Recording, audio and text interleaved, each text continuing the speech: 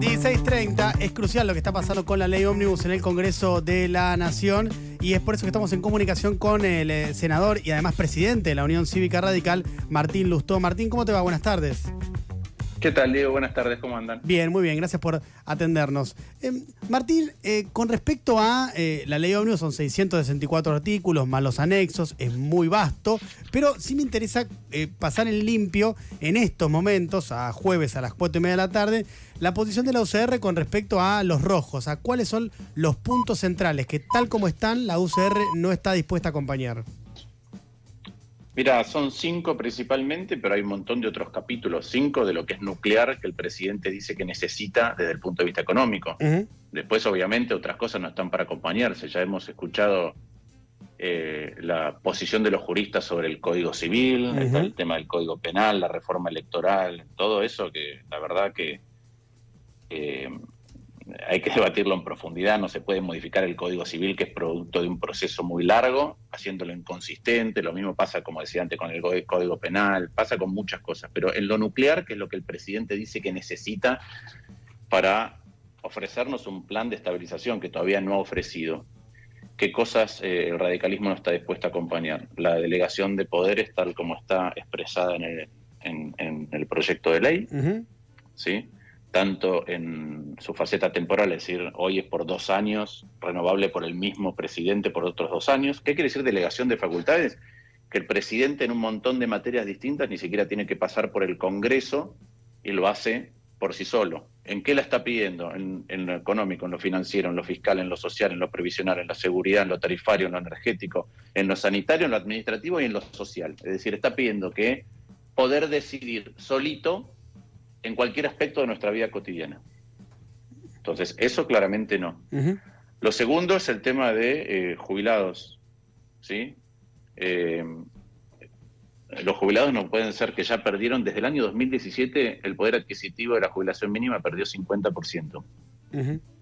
¿Sí? Entonces, los jubilados no pueden ser prenda de ajuste. Ya están en un proceso en donde han perdido una capacidad de vivir cotidianamente fenomenalmente alta. ¿Qué quiere decir esto? Si tu jubilación son 105.000 pesos, por más que te paguen un bonus y sea 160.000, anda a alquilar algo. ¿Sí? Sí. Ni que hablar del resto de la vida, de los remedios que han subido un disparate. Entonces, segundo punto es jubilados. Si el presidente lo que pretende a través de no tener una fórmula es que los jubilados sean la variable de ajuste, la respuesta es no. Lo tercero son las retenciones al valor agregado y a las economías regionales.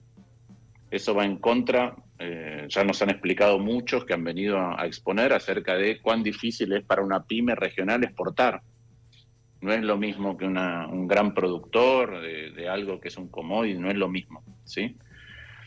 En tercer lugar, el cuarto son las privatizaciones. Que el presidente pueda decidir qué privatizar y cómo sin pasar por el Congreso. Ni Menem hizo eso. En todo caso, que venga y lo traiga una por una al Congreso, el modo de privatización. Yo, por ejemplo, creo que la mejor vía, en el caso de las cosas grandes, sería en todo caso que esas empresas coticen en bolsa, que una parte cotice en bolsa, como fue al principio YPF. La mantiene el Estado Nacional, cotiza en bolsa. Eso hace que tengan que presentar balances adicionales, que haya más controles y además que vos las puedas comparar con otras empresas y entonces vas a poder saber si están funcionando bien, subiendo su cotización o no. ¿Sí? Claramente no es la idea que tiene el presidente porque las privatizaciones las metió por decreto en el DNU. Imagínate quién va a invertir en una empresa de verdad para hacerla mejor con la inestabilidad o la endeblez jurídica de un DNU que está cuestionado, solamente el que la quiere saquear. Y el quinto punto es el blanqueo. Ya expliqué, es un blanqueo escandaloso. Mientras a muchos sectores se les pide un ajuste, a aquellos que no pagaron impuestos se les da la posibilidad de blanquear. A los que quieren blanquear menos de $100.000 al cero. Es decir, vos no pagaste IVA, ingreso bruto, ganancia, impuesto al patrimonio, y lo podés blanquear a cero, ¿sí? Y además, imagínate eso, no sé, me pongo en la cabeza de Maxi Puyaro en Santa Fe. Imagínate si toda la actividad ilegal puede blanquear a tasa cero y entonces hay menos controles todavía del Estado. ¿Sí? Pero hay un tema adicional con el blanqueo que lo quiero explicar porque me parece que es sumamente agraviante, que tiene que ver con lo siguiente. En su momento, cuando el gobierno anterior puso impuestos, aumentó la tasa de impuestos a los bienes personales, ¿sí? Puso una tasa muy alta cuando la tasa de interés internacional era cero y vos habías perdido plata porque había venido la pandemia, porque los bonos argentinos se habían hecho pedazos, entonces vos pagando el impuesto, te descapitalizabas. Pagabas el impuesto y tenías menos plata. ¿Sí? Menos, no es que pagabas sobre tu retorno, pagabas y te descapitalizabas. Habías perdido plata y tenías que pagar. Ahora pasa exactamente lo contrario. A vos te dicen, mira, yo te dejo blanquear y pagás 5%. ¿Sí? O sea, vos no estuviste pagando ningún impuesto, tenés la plata afuera y pagás 5%. ¿Sí? ¿Cuánto es la tasa de interés internacional? Si vos tenés un plazo fijo en Estados Unidos, ¿cuánto te rinde hoy? 5%. Quiere decir que yo tengo la plata afuera y con solamente lo que me da, si la pongo en un plazo fijo, me pago el blanqueo. Claro. Es un escándalo y mientras tanto pretenden ajustar a otros sectores. Martín, y con respecto a esto que vos estás planteando, que son cuestiones que el gobierno considera para él muy importante, que tiene que ver con esta cuestión de carácter fiscal. Ustedes están esperando porque ya le plantearon al gobierno algunos cambios vía Martín Menem, vía el ministro del Interior, Guillermo Franco. Supuestamente entre hoy y mañana debería haber una devolución por parte del gobierno. ¿Tu expectativa cuál es? ¿Que sea favorable, que el gobierno acepte estos cambios o que haya una negativa? Porque pareciera, por lo que uno viene viendo de Milei, de que su posición es muy intransigente. Bueno, déjame aclararte lo siguiente. Yo soy senador, no estoy involucrado en la negociación día a día. Lo sé. Te preguntaba más como sos el presidente de la UCR y sé que estás, digamos, encima de todo, por eso te preguntaba. Por eso, mi tarea es que aquellas cosas que son importantes para nosotros no formen parte de la ley y sean modificadas. ¿Sí? Ahora te voy a contar qué es lo que veo yo del proceso de negociación, a pesar de que no estoy metido en el día a día. Primero te digo lo siguiente, si el gobierno quisiera sacar algo que le sirva como instrumento para estabilizar la economía, lo que tendría que hacer es sentarse a negociar de verdad. ¿Sí? ¿Por qué digo esto? Porque voy a explicar cómo es el proceso parlamentario. Hay un dictamen o varios dictámenes y después se votan. Y uno puede decir, listo, viene la ley. Se vota en general, ¿qué quiere decir? Se aprueba. Sí. Pero después entra una discusión artículo por artículo. Claro.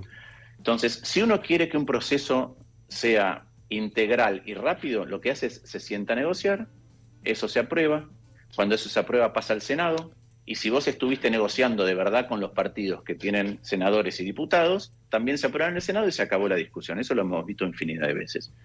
Si el gobierno no hace eso de verdad, quiere apurar, se sienta a negociar pero miente, o se sienta uno a negociar pero después eso no es validado y se estira, va a ser una sesión y en la sesión va a pasar esto, se va a votar en general y cuando vaya a esa discusión artículo por artículo, todo se va a modificar a las 6 de la mañana, a viva voz, diciendo la redacción que yo propongo es esta y el otro otra, y va a quedar un Frankenstein.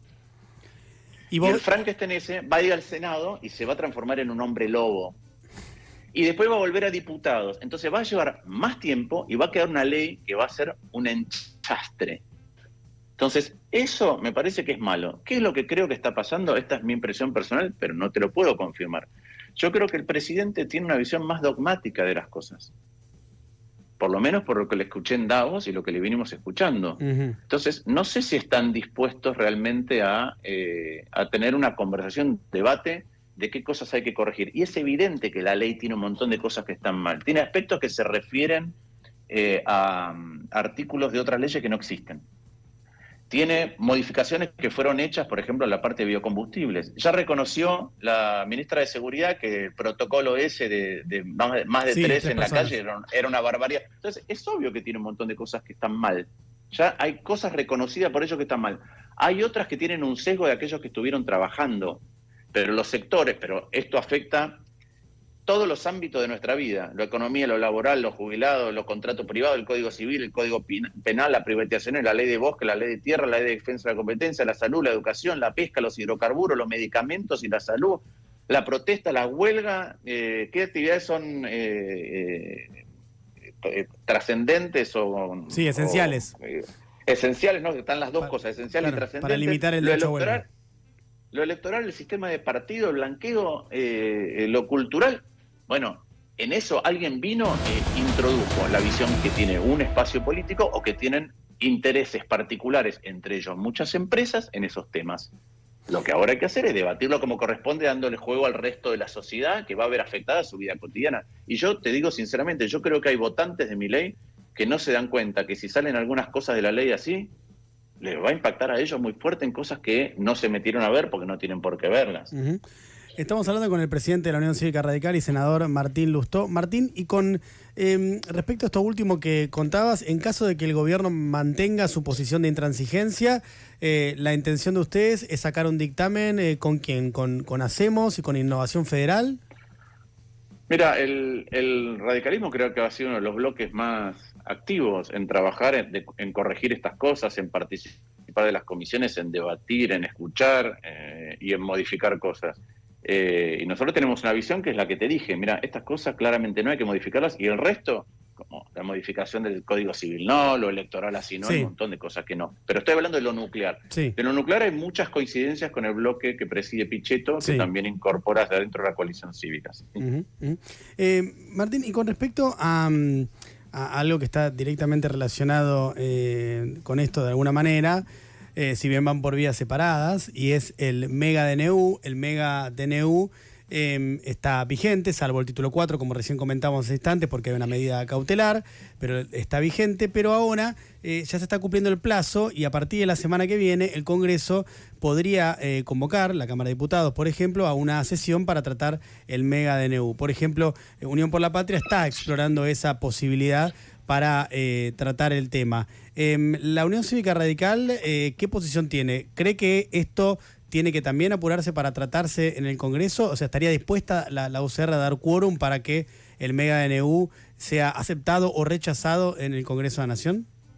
Mira, yo te voy a dar mi opinión personal, que es que el DNU es inconstitucional. Uh-huh. ¿Sí? Por otro lado, veo un gobierno que así como quiere premura en aprobar el paquete de leyes, está haciendo el distraído, el oficialismo, y no está conformando la comisión.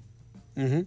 Claro, Entonces, por eso, a partir de eso es que hay que, por eso decía, que trabajar, digamos, pero yo creo que el DNU es inconstitucional. Al no conformarse la comisión, que son 10 días hábiles a partir de la vigencia del DNU, ya estaría el Congreso en condiciones de convocar. Martín, ¿estás ahí o se cortó? Se cortó. Vamos. Martín, ¿me escuchás ahí? Mi postura sí, es que el DNU es inconstitucional. Perfecto. Y que así como el gobierno exige premura para tratar la ley, sí, el proyecto de ley, se hace el distraído para debatir de cara a la sociedad los contenidos del DNU. No conforma la bicameral en diputados. Claro, por eso. Pero vos entonces, digo... La tiene que conformar. Para mí, para dejarlo claro, para mí es inconstitucional el DNU. Claro. Y te hago esta última de este tema. ¿No descartás entonces que en algún momento la UCR dé quórum para tratar el DNU? Vamos a ver cómo eso funciona. Lo que tenemos que ver es qué es lo que ocurre en diputados. Vos sabés que tampoco es que en el radicalismo todos tienen la misma postura. Sí. ¿Sí? Yo te estoy diciendo la postura mayoritaria que yo veo. El otro día hicimos una reunión de la mesa, por más que sea medio anacrónico para muchos que nos están escuchando, pero de la mesa del Comité Nacional, y esta es la postura mayoritaria. Bien. Martín, Esteban Rafaeles hoy, ¿cómo estás? Vos decías hace un rato al repasar los 5 puntos económicos a los cuales te oponías o se opone la UCR, ahí mencionabas puntualmente 2, jubilaciones y retenciones. Más o menos estamos hablando ahí de un punto del PBI que debería contribuir a este ajuste fiscal que quiere hacer Milei y Caputo. ¿Hay alguna alternativa que se esté negociando para que el gobierno tenga su plan económico sin que se vote esto que enviaron dentro de la ley Ómnibus? Bueno, hay primero muchas contradicciones de las cosas que a veces dice el presidente o dice el oficialismo que después no hace, ¿no? Entonces, por ejemplo, dice lo de la casta. No veo, por ejemplo, que en el proyecto esté metido, y yo tengo uno, y quizás forme parte del dictamen que haga diputados o no lo sé, pero para eliminar la jubilación de privilegio. También hay un montón de beneficios fiscales que le están dando a empresas, mientras se le está pidiendo un ajuste a los jubilados, ¿sí? Hablo de empresas grandísimas en el sector de economía del conocimiento, una, por ejemplo, en Mercado Libre, ¿sí? O hay un régimen nuevo para inversiones, así como el presidente dice que basta de regímenes promocionales, crea otro para grandes inversiones sin pedir nada a cambio. Y eso son pérdidas fiscales. Hay un montón de lo que los economistas o en la jerga se llama gasto tributario, que son exenciones de impuestos a un montón de sectores. Entonces sí hay alternativas. La pregunta es si el gobierno realmente tiene sensibilidad de a quién le toca el bolsillo y a quién no, o si tiene una visión dogmática o una visión ideológica de a quién le toca el bolsillo y a quién no, o si está dispuesto a debatir esto. Yo veo una gran insensibilidad en ese sentido. Cuando un presidente celebra que tuvimos inflación del 25%, me llama mucho mensual, me llama mucho la atención. Martín, no es la primera vez, pero el presidente volvió en el día de la fecha a tener comentarios muy despectivos hacia vos y también en esta vez incluyó a Martín Tetaz, al diputado Martín Tetaz, a él me refiero. ¿Vos cómo tomás estas cuestiones, estas agresiones por parte del presidente? Creo que el presidente pasa demasiado tiempo en Twitter y poco tiempo en la realidad. Si no, no celebraría la inflación de 25%. Y es evidente que él no está solventando de su bolsillo el gasto cotidiano, porque si no se daría cuenta de lo que es, ¿no? Esto de si viajan aerolíneas o si le hace pagar a sus ministros los asados. La verdad que me parece que debería pasar más tiempo en la realidad y menos en Twitter. Martín, me quedó una más. Recién cuando hablabas de la ley ómnibus, entre varias críticas que le hacías al proyecto, dijiste que hay en el proyecto intereses particulares y de muchas empresas. ¿Podés profundizar un poco a qué te referís? Sí, yo veo un sesgo. Vamos a ejemplos concretos en el ámbito de salud, cigarrillos. ¿Sí? No solamente porque la forma de calcular el impuesto va a bajar la carga tributaria hacia las empresas más grandes, sino que se habilitan el vapeo o los cigarrillos electrónicos con una tasa impositiva mucho más baja. Y ya sabemos que eso está siendo muy cuestionado en el exterior, en los lugares donde es legal, porque no solamente no se sabe cuál es el impacto en la salud, sino que además está haciendo que los chicos empiecen a fumar más temprano y que como se saborizan, fuman más. Ese es un ejemplo. Te doy otro. En Estados Unidos, producto de un fallo de la Corte Suprema, se liberó los aportes de las empresas a las campañas, a los partidos políticos y a las campañas. Eso hace que los grandes grupos empresarios tengan una incidencia enorme en la política y por ende en las definiciones de políticas públicas. Y vemos esa misma impronta en las reformas políticas que propone Milei, ¿sí? O que propone la ley. De la misma manera, cuando vemos, y ya lo escuchamos ayer, el presidente que otra vez dijo que no cree en el cambio climático ni en las medidas para la igualdad de género, con la ley de bosque, la ley de tierras. Ya no puedo recordar el artículo, pero hay una promoción que había para la construcción de viviendas que decía para viviendas sociales, orientadas a la clase baja y a la clase media baja, y eso se sacó de un plumazo. Entonces, sí, se podría, bueno, eso ahora, ese incentivo, así como no quiere incentivos en algunos lugares, en este caso sí, para construcción de vivienda, que podría ser para vivienda de lujo en un barrio cerrado. También hubo modificaciones como decían, biocombustibles, porque estaba muy orientada por las compañías petroleras. También vemos el tema, otra vez, cuando uno dice por receta electrónica, solo receta electrónica y cualquiera puede vender. ¿Cómo sabemos que las grandes compañías de comercio digitales, llámese Mercado Libre, no van a entrar en ese mercado, por ejemplo? ¿Y cuál es el paso posterior? Veo mucho. Te doy uno adicional, la liberalización de las tasas de tarjeta de crédito. En un momento en que la gente va a tener cada vez menos plata y probablemente está usando la tarjeta de crédito para financiarse. Yo lo que veo en general, la otra vez tuvimos una reunión con varias ONG de distintos ámbitos, Fundar, que es de políticas públicas, IPEC de políticas públicas, el CELS, Conciencia, Techo. Hay una orientación general en esta ley, o en este proyecto de ley, de desprotección individual, ¿sí?, frente al poder de otros. De desprotección de cada uno de los individuos en distintos sectores. Un ejemplo de eso concreto, además de todos los que he mencionado, es cómo modifica la ley de defensa de la competencia. Yo soy autor de la ley de defensa de la competencia, ¿sí? Se sancionó, la presenté yo antes, hace mucho, y se sancionó durante el gobierno de Macri. Lo que hace, vos sabés que la ley de defensa de la competencia es muy importante en todos los países porque es lo que impide que haya abuso de poder de mercado, que alguien que tiene mucho poder de mercado se abuse y te cobre más por las cosas. Y eso, en las modificaciones que hace el Poder Ejecutivo, que pretende hacer el Poder Ejecutivo, por ejemplo, si vos vas a construir más aún tu poder monopólico comprándote a tu competidor, eso en la ley actual requiere que vos pidas autorización, que notifiques y se te diga si podés o no podés. Y tiene un monto, a partir de tal monto vos tenés que notificar obligatoriamente. Bueno, el proyecto del oficialismo eleva el monto y baja las multas cuando vos tenés abuso de posición dominante. Cuando vos abusás de tu poder de mercado te baja la multa con respecto a la ley actual.